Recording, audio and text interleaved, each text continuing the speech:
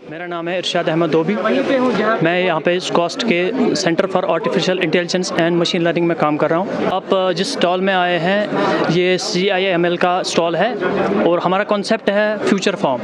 Future form में क्या है कि हम जो ट्रेडिशनल तरीके से जो काम कर रहे हैं, जो ज़मींदार लोग काम कर रहे हैं, उनके पास सफिशिएंट डेटा नहीं होता है, उनको नॉलेज नहीं होती है कि मेरे फील्ड में क्या चल रहा है, तो उसका हम थोड़ा सा इसमें मॉडर्नाइजेशन कर रहे हैं। तो उसके रिगार्डिंग हमने यहाँ पे कुछ कॉन्सेप्ट्स रखे हैं। आप देख सकते हैं यहाँ पे हमारा ड्रोन है।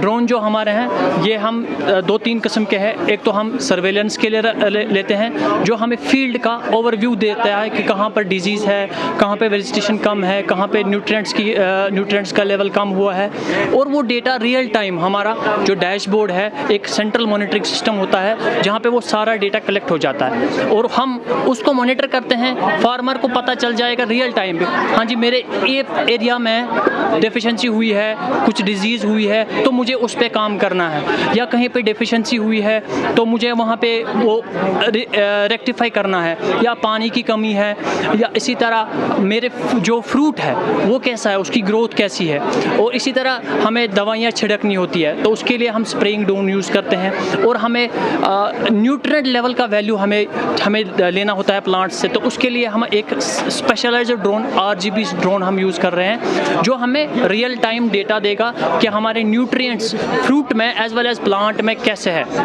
कोई डेफिशिएंसी तो नहीं है। इसी तरह हमारे पास यहाँ पे